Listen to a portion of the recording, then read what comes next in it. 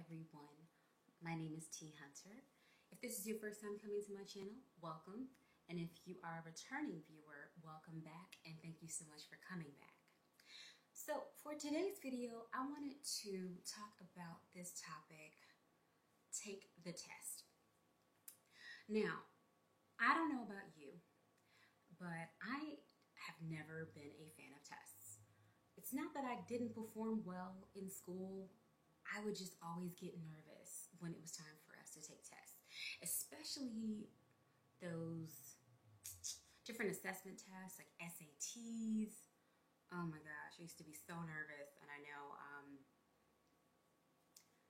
we used to have to, be testing like all day long. So things like recess, lunch, they looked very different during those testing periods. And I used to hate it so much.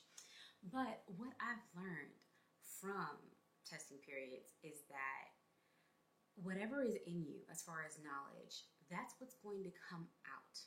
When taking a test, one of two outcomes will happen.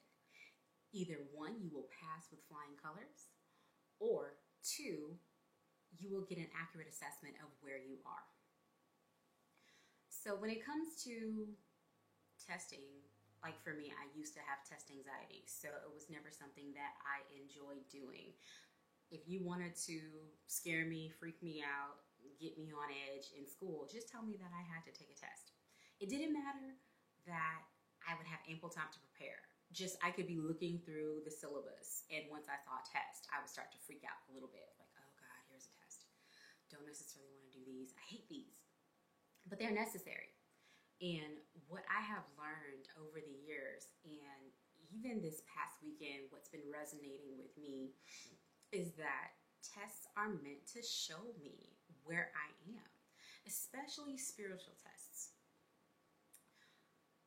So why is there so much reluctance to take a test? I mean, I know that I personally would not want to trust a dentist or a doctor or a lawyer or any person in any professional capacity who has never once taken any type of assessment or test.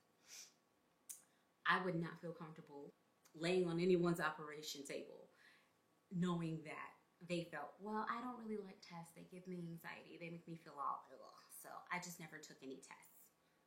So how am I supposed to know that you have the knowledge that's necessary to perform this procedure?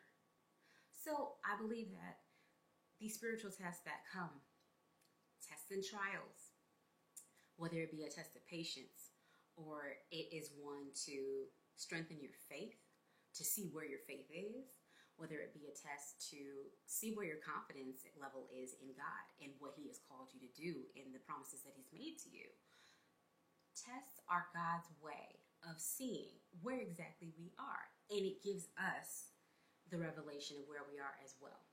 So that's the good thing. With the results, we're going to know beyond the shadow of a doubt where we are, whether we're as strong as we say we are, whether our faith is at the level that we proclaim it to be. You'll never know until you are tested.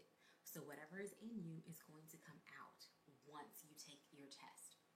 So I just want to encourage myself as well as others, take the test, because like I said at the beginning of the video, one of two things will happen. Either I am going to pass the test, either we are going to pass our tests, or if we do not pass with the score that we were hoping for, we're going to get an accurate assessment of where we are. So we're going to be able to get stronger. We're going to have knowledge of where we are, which is going to give us wisdom as far as the areas that we need to improve in. So it gives us an opportunity to see where we are strong, where we are weak, where we are growing, where we are stunted. It gives us an opportunity to be better because now we know better. But we will never know exactly where we are without some type of test. We'll never know how strong we are if there's never an assessment.